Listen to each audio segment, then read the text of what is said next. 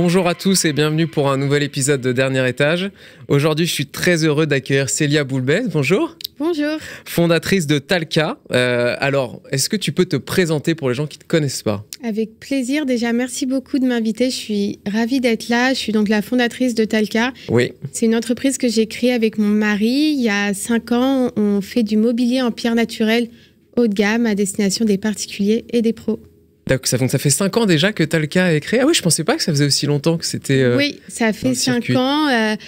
Au début, on n'était pas à temps plein dessus. Et puis, au fur et à mesure... l'activité a grossi et on s'est dit on allait se lancer à plein temps. Exactement. Et vous avez toujours travaillé dans le mobilier ou avant, vous faisiez des choses différentes tous les deux ? On a toujours travaillé dans le mobilier. Pour moi, c'est au-delà de mon activité professionnelle. C'est vraiment...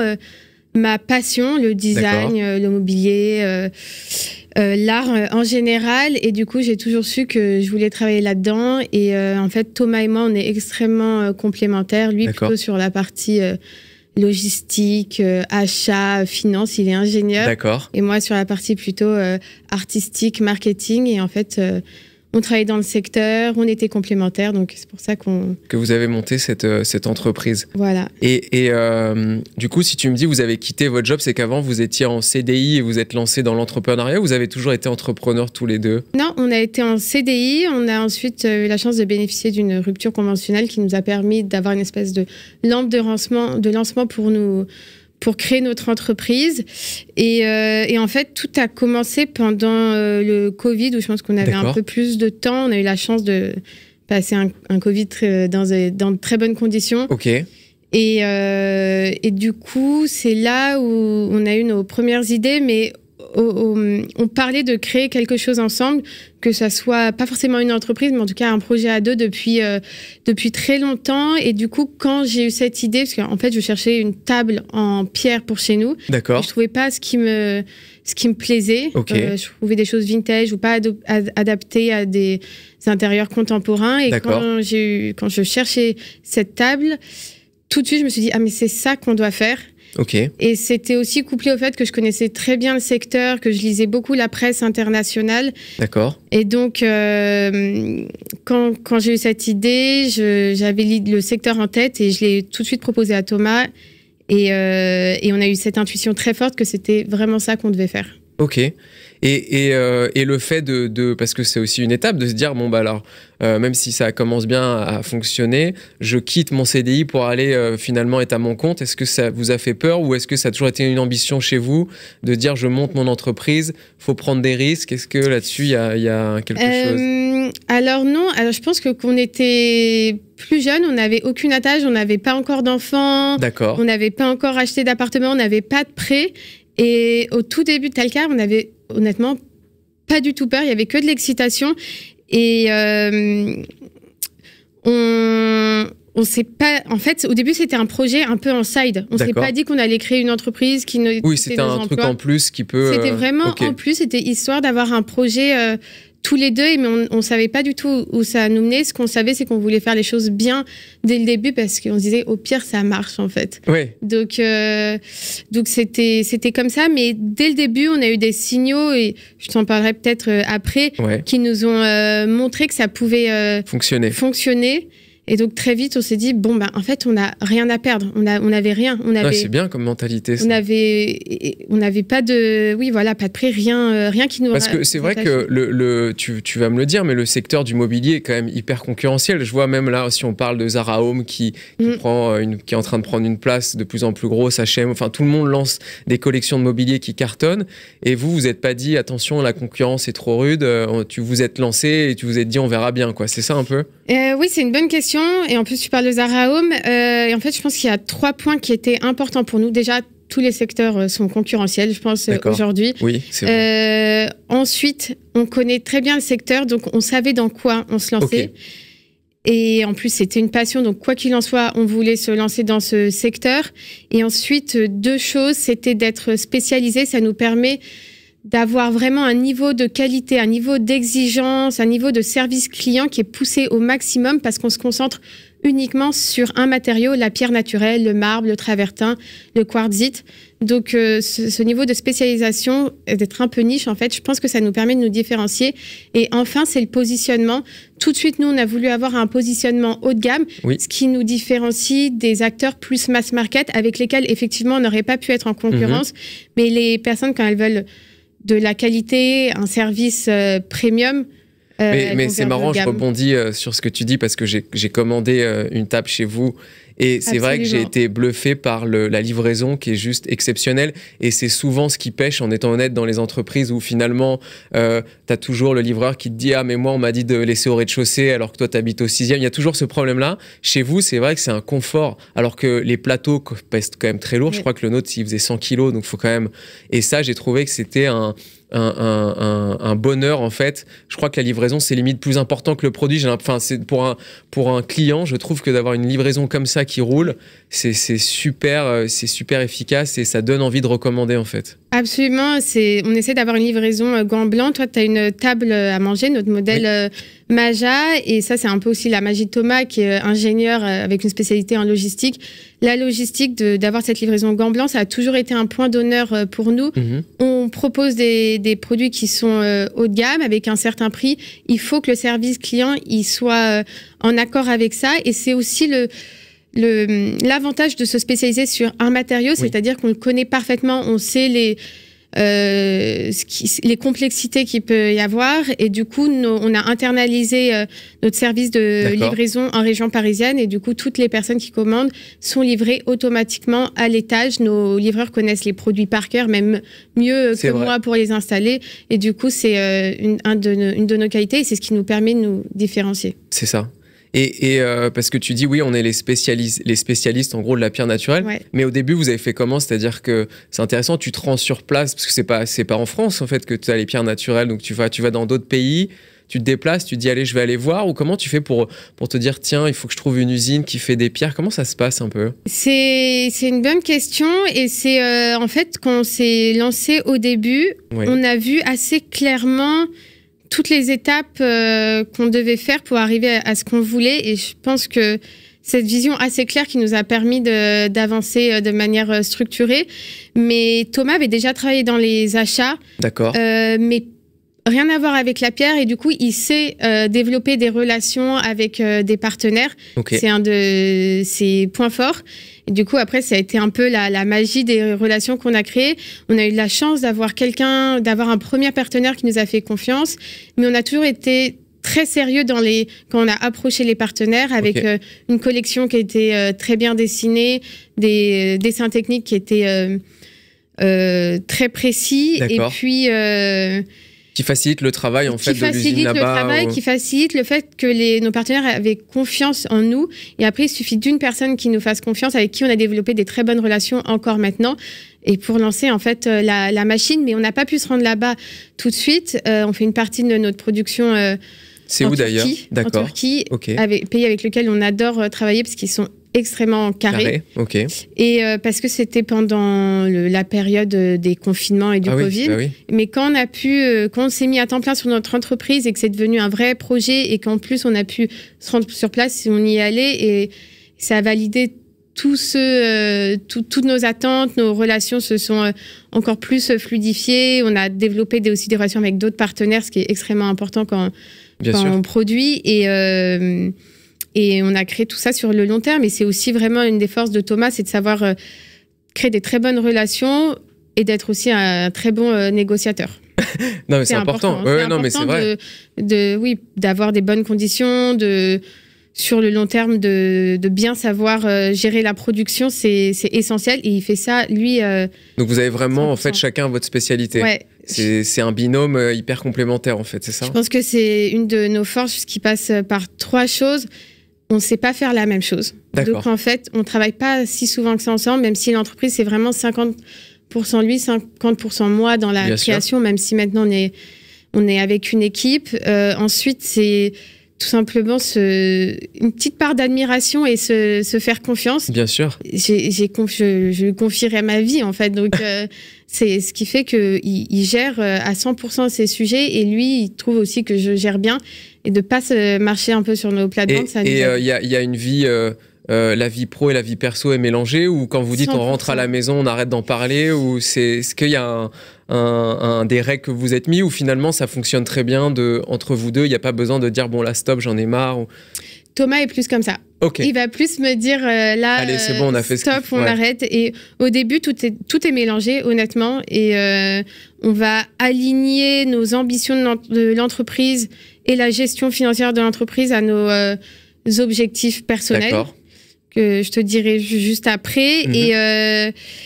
Mais au début, on travaillait le soir, etc. Depuis qu'on a fondé une famille, on va dire qu'à la maison, on n'a plus vraiment le temps de travailler. Il y a des priorités aussi. Voilà, on a d'autres priorités qui sont arrivées, mais tout est mélangé. Et par exemple, on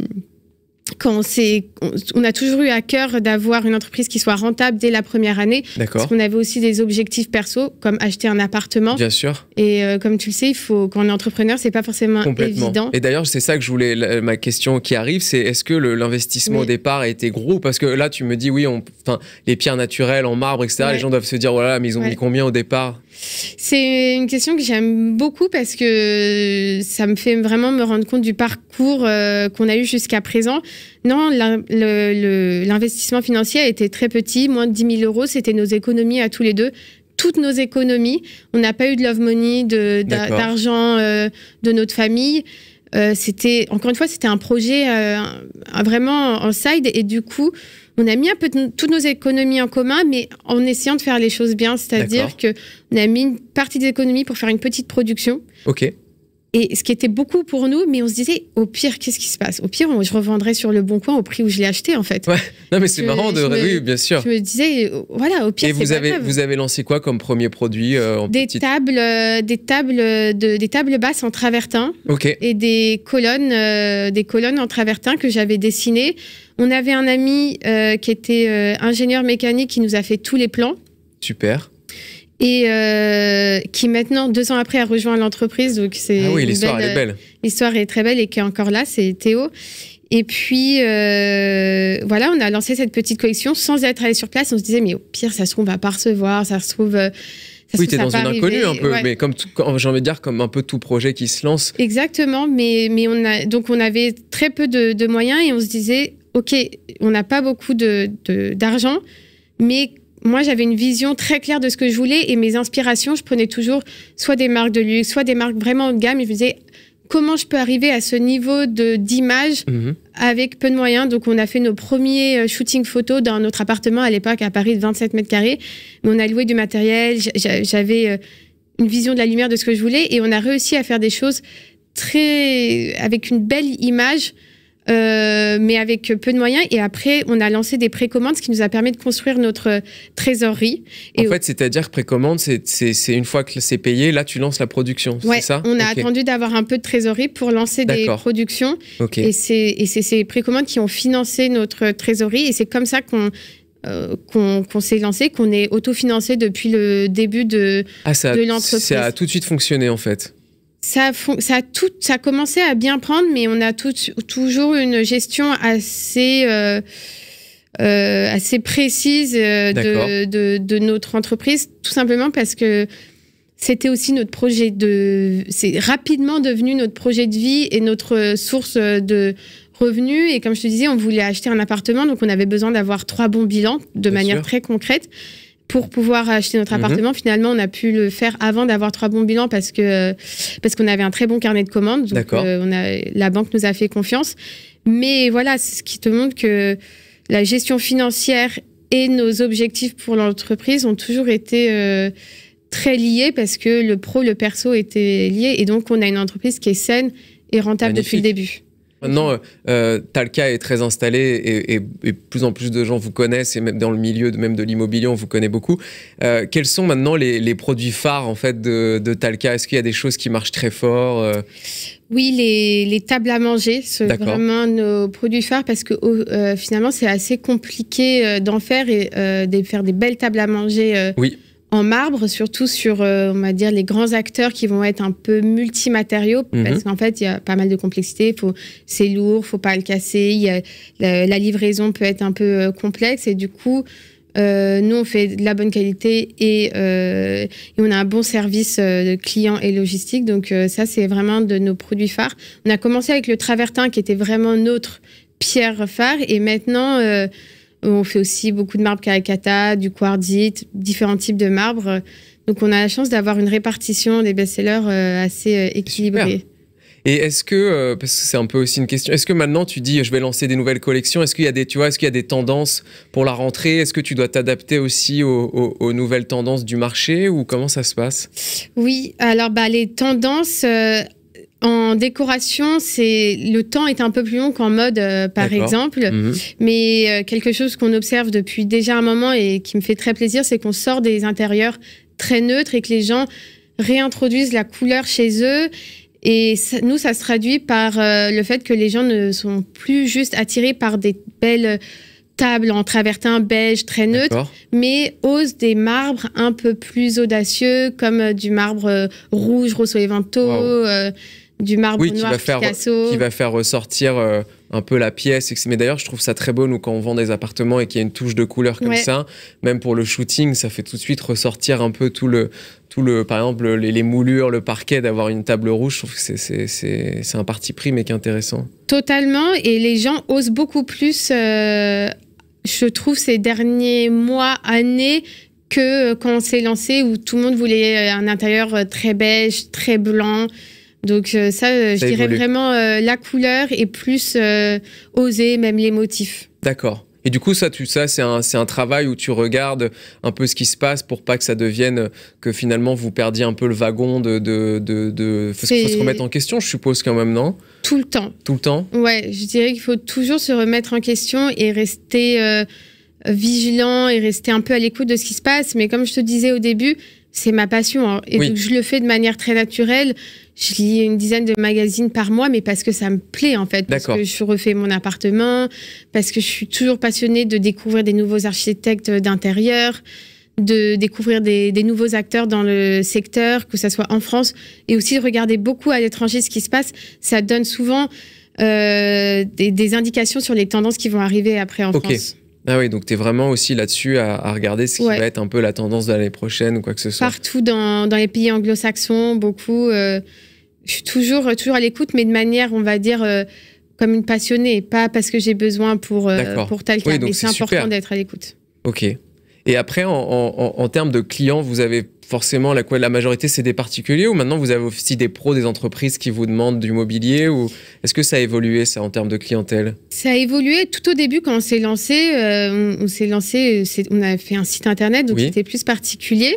Et en fait, très vite, on a eu la chance d'avoir des entreprises comme LVMH ou Cézanne qui nous ont fait confiance pour le merchandising de leur boutique. Super. Puis ensuite, des groupes hôteliers qui nous ont commandé, comme le groupe Barrière, par exemple. Et ça met pas la pression quand LVMH vous dit, nous, on veut des tables pour... On est content. On est content. Ouais, on est content et on travaille de la même manière qu'avec nos particuliers, c'est-à-dire essayer de proposer la meilleure qualité, toujours s'améliorer en qualité, de toute manière, toujours essayer de s'améliorer.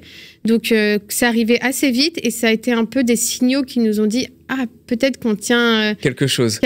Et maintenant, le B2B, donc le merchandising de boutique, les hôtels et les restaurants, ça représente plus de 60% de notre activité. Ah oui, et 40% les particuliers. Mais les deux se nourrissent mutuellement. Parce que, par exemple, quand on a une grande entreprise qui fait du champagne qui vient nous demander des tables pour leur événement, ils nous disent on a l'impression que vos clients particuliers ressemblent aux nôtres. Et donc, voilà, notre communication auprès du particulier nous sert pour le B2B et inversement, nos clients particuliers sont toujours contents de voir ce qu'on a fait pour des marques. Par exemple, quand on a fait des projets pour Dior, ils sont toujours c'est toujours ça légitime aussi la marque. Donc B2C, B2B, je trouve que ça se nourrit bien. Et en plus, je peux témoigner de votre réactivité parce que dernièrement, vous avez dû livrer un club de foot assez rapidement. Oui. Le challenge n'était pas facile et je me suis dit waouh, ils ont dû travailler d'arrache-pied pour pouvoir livrer dans les temps. Ouais, c'est le fait d'être encore une petite entreprise et d'être agile en fait. Oui, mais c'est bien aussi d'avoir cette réactivité, de dire même si on est petit, on va pouvoir remplir le contrat et ça c'est chouette quand même. Ouais, c'était un bon projet. Et maintenant que ça fait 5 ans, vous êtes combien dans l'entreprise? Vous avez commencé à 2. Maintenant, si on englobe les livreurs, etc., un peu tout, alors, à peu près. Tout le monde, ça serait compliqué de dire parce qu'il y a beaucoup de personnes qui gravitent autour. Donc pour la livraison, les freelances pour le site. Et tous les à côté, mais dans l'entreprise à temps plein, en CDI, on vient de recruter une personne hier qu'on a signé, donc on est 6. Ok. On va être 6 dans l'entreprise. Super. À temps plein. À plein temps, ok. Et puis après, beaucoup de gens qui gravitent autour pour les pubs de notre site internet, pour le Oui, donc vous avez en fait des gens aussi en freelance que vous prenez... Ah ouais, donc c'est bien, disons, en 5 ans, c'est... C'est une évolution assez constante et maîtrisée, et une croissance, oui, qu'on a cherché à être la plus saine possible. C'était un peu le mot d'ordre pour nous. On sent que vous êtes... c'est doucement, mais sûrement que c'est solide, quoi. On essaie de faire quelque chose de solide, encore une fois, parce que déjà, on aime bien cette indépendance. D'accord. Et puis, c'est notre vie. On est tous les deux dans le même bateau avec Thomas. Et on a notre famille maintenant. Bien donc, sûr. en fait, oui, tout ce qu'on fait, bien sûr. il faut qu'on le fasse de manière pérenne, en fait, pour que ça serve notre vie, tout simplement, et nos objectifs de vie. Et si tu avais des conseils à donner à une personne ou un couple un peu comme vous qui veut se lancer dans l'entrepreneuriat, est-ce qu'il y a des choses où il faut faire attention, des conseils que tu peux donner?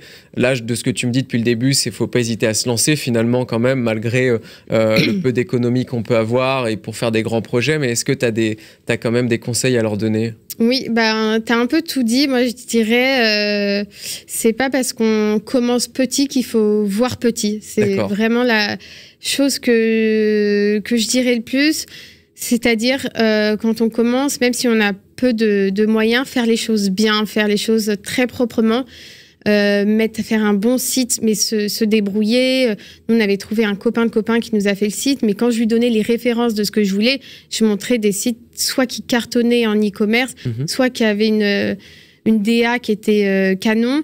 Donc vraiment faire les choses très bien, faire des bonnes photos. S'il faut mettre un tout petit peu plus d'argent à un endroit, bien réfléchir, ou être créatif pour donner une image de marque qui soit la plus propre possible.